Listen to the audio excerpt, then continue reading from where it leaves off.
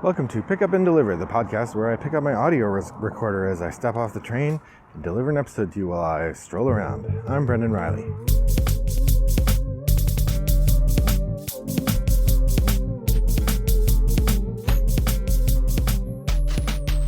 Well, good evening, listeners. It's a lovely day here in suburban Chicago. I'm happy to be talking to you about some board games while I walk home. Sort of continuing the line of discussion that we've been doing.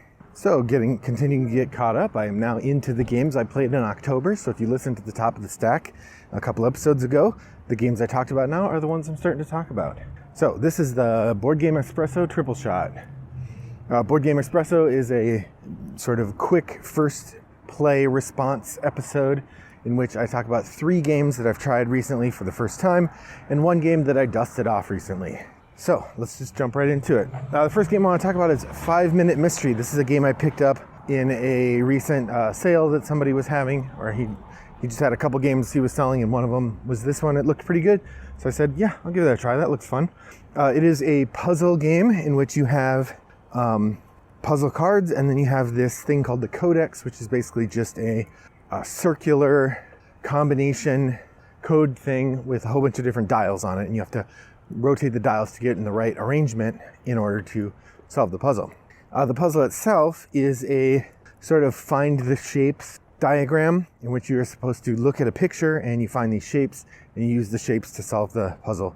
The idea is that it's done in real time and you have 5 minutes to play, and they have a varying difficulty scale as you play, so you can pick a version or an episode of it that is of the right difficulty level for your taste and go from there. We played a couple times when we tried it out, I think 3 games of it, and figured it out pretty well. We had a lot of fun with it. It's a cute, very simple filler game, but reasonably enjoyable, and I can see how the harder ones might get difficult enough that it's sort of compelling. It isn't really a mystery game in the way that a lot of the mystery games I talk about on this podcast are. It's more of just a sort of a puzzle solving game or a find and search game. Nonetheless, I had a good time. That's 5 Minute Mystery from designer Connor Reed and published by Spin Master, I believe is the American publisher. Next up, we have another party style game. This is one I found at Goodwill that looked kind of interesting, and I now use it to keep my main party. So one party game that I like that regularly comes out and is usually enjoyable is Telestrations. In Telestrations, you have a little notepad with whiteboard pages, and you have a dry erase marker, and you get a clue, and the idea is that you're going to try to draw the clue on the whiteboard. After you've drawn the clue on the whiteboard, you write the clue in the first page, and then depending on whether it's even or odd, you draw the clue on the second page, and then you pass the whiteboard to the next person, and they have to look at your drawing and write down what they think the clue was. Then the next person looks at the new clue that's been written down and draws that, and the idea is to try to have the end be the same as the beginning. There is a scoring element to it, but I don't think we've ever actually played with it. Usually it's just fun to pay attention to the way that the drawing evolves. Sometimes it's called a game of telephone as a drawing game. That's Telestrations. That's not what I'm talking about today. What I'm talking about today is a spin-off game from Telestrations called Telestrations Upside Drawn. And what I would bet is that this is the kind of game where somebody had a game that was fun, and the publisher wanted to leverage an already known title to make that game more popular. We, of course, see this occasionally in movies. Die Hard 3 was originally a Bruce Willis, Samuel L. Jackson action movie directed by John McTiernan. Then after they were all ready to make the movie, then they said, with a little tweaking to the script, or a rewrite, we could make this a Die Hard movie. And that's where Die Hard 3 came from. And it feels like that's what happened with this. So Telestrations Upside Drawn, the gimmick is you play in teams where one person is the artist and the other person is the artist assistant, and then everybody else on their team is guessing. You might also have the artist assistant guessing, which is how we played. You have the person who's doing the drawing is also the guesser. And the way it works is the person who's doing the drawing has a pen and they're holding the pen, and the other person has a whiteboard sitting on the table. And the person holding the whiteboard has to have one finger on each side of the whiteboard, and they're moving the whiteboard. The person with the pen is allowed to follow 2 instructions, up or down. If they put down, then they put the pen down so it's touching the whiteboard. If they say up, they lift it up so it's not touching the whiteboard. And the goal is for the person who's maneuvering the whiteboard, doing the drawing, they say up and down to get the person to lift and lower the pen. And then their goal is to get the other person to answer a clue. It's basically Pictionary with limitations on how you draw. The game was designed by Kane Klenko, who designed Fuse is the game I know him best for, but I think he also designed Dead Men Tell No Tales, which was originally published by Minion Games and I believe was picked up by Renegade Games. So Kane Klenko is the designer of Upside Drawn. It's published by the Op. And I think this was just a drawing game that he came up with. And then when the Op picked it up, they said, you know what, if we put the Telestrations name on it, it has a little brand recognition, which is what happened with me. I might have gotten it anyway if it was called just Upside Drawn. It looks interesting and it was cheap at the Goodwill, but having it say Telestrations really did lure me in. So strategy worked. Anyway, it's a cute little party game, nothing to write home about, but if you enjoy cute little party games with a drawing element, it'll be right up your alley if you get a chance to play it. That's Telestrations Upside Drawn. I always like to take a moment to talk about a dusted off game when I get the opportunity. And in this case, the game I want to talk about is voluspa, or better yet pronounced voluspa. I said it that way because I heard about voluspa because it's one of the favorite abstracts of Rob and Christina from the Blue Peg, Pink Peg podcast. They like voluspa, and often when they talk about it, they say voluspa like that, like they shout it.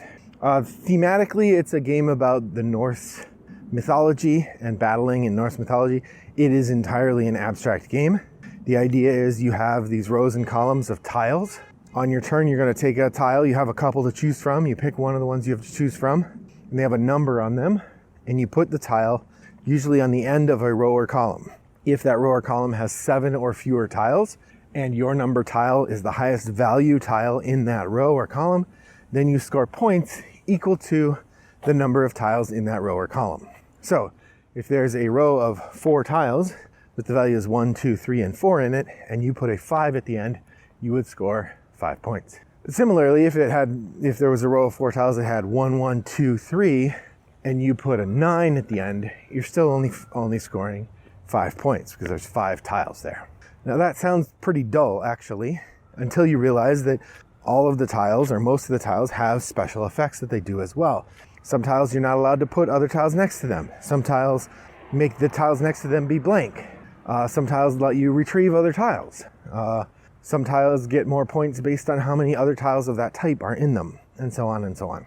Voluspa is a really good sort of classic abstract. I enjoy it quite a bit, and I haven't played it in person in a long time, but I did play it on Board Game Arena or Yucata.de. I think it was Yucata. And I enjoyed my play of it very much. So happy to play voluspa from designer Scott Caputo. Finally, I want to talk about a game by Antonio Ferrara and Sebastiano Fiorello, published by Pendragon Game Studio, and this is Last Friday. Last Friday is a horror movie themed game styled around a slasher film in which it's a 1 versus many game where one player plays the horror movie villain and the other players play the kids at the camp, or the counselors at the camp. The game is played over 4 rounds, each one taking about a half an hour. There is a mechanism in the game to stop after 1 round and kind of save your progress, but really it's meant to be played in 4 rounds using the ongoing thing. Like basically the setup between 1 round and the next is identical, and so it really works best if you play it in one sitting. But anyway, so one player takes the role of the maniac, who is basically Jason from Friday the 13th. That's probably the closest of the horror movie villains to it. And the other players play the counselors who are there to try to set up the camp. In the first round, the maniac is trying to capture and kill as many campers as it can. And there are extra campers that you can bring in for the second and third and fourth rounds in case somebody does get killed. But the campers are also trying to avoid getting killed and trying to turn on the lights in the different cabins, because if they can get cabins lit, those cabins are then safe and it becomes harder for the killer to move around the board. One of the things that we experienced with our play, that I don't know if it's true or not, always true, but it certainly was true for our play, is that doing well in the first round is crucial for how well the killer is going to do in later rounds. That because the game sort of cascades one on top of the next, and I can't say, maybe it's equally true for the campers. Maybe doing badly in the first round means the campers are going to do badly throughout. But as the maniac, I did not do very well. I think I caught one camper and they were able to open like 3 of the cabins. The reality is that having done that, it became very hard for me in the whole rest of the game to move around and to get stuff done, because in the first round and the third round, when the maniac is stalking the campers, big parts of the board are lit up, so it's very easy to get away from me because they can see where I'm going. And in the second and fourth rounds, when the campers are trying to catch the maniac, same thing. I am limited in how far where I can go, and on top of it, there's a lot of campers because I didn't kill them. So I, playing as the maniac, did not have a lot of fun with this one. I will say the campers, it seemed like they thought it was a little bit better, but ultimately none of them wanted to play it again before I gave it back to the person I borrowed it from. And overall, the discussion of the game focused more on the things that didn't work for us than on the things that did. Just always a bad sign when you're on a first response play. You really want to find yourself talking about what was great about the game, and our conversation was mostly what was not great about the game. The theme of the game is really fun. I think the campground, having the campground and the cabins and all the paths and everything worked really well. And I think having the maniac, just the way the maniac was figured in the game, worked really well and was a lot of fun. So like those parts of the game, I think, functioned pretty well. The theme came through really nicely, and that part was a lot of fun. Unfortunately, the gameplay itself really fell flat for me, and I did not enjoy it. I probably would not want to play again. Like if someone brought it to my game club and said, we really want to play this game, if it was the only game being played, I would probably play, but it really was not for me. But maybe it'll be for you. Take a look. Anyway, that's last Friday. I believe there are also other killer characters that if you backed the game on Kickstarter, they had a wider variety of the murderer characters, but with the base game, it was just the maniac. So those are 3 games I tried recently for the first time, and 1 game I dusted off. What have you been playing? I'd love to hear.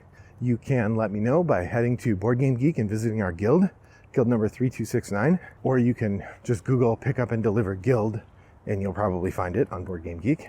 If you want to see show notes for this podcast, you can go over to rattleboxgames.com, where I post notes and episodes every week to give a good sense of what it is we're doing with the game, where I post notes and recordings so you can see the podcast.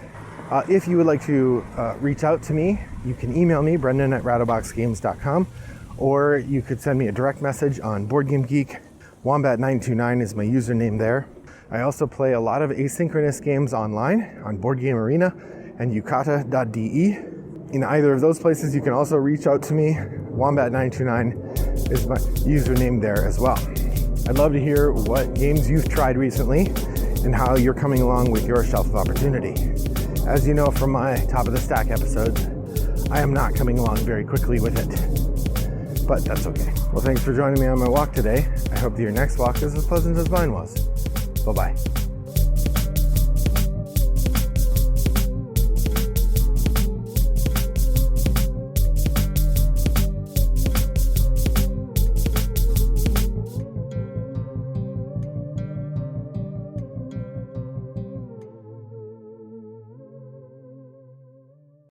Brought to you by Rattlebox Games.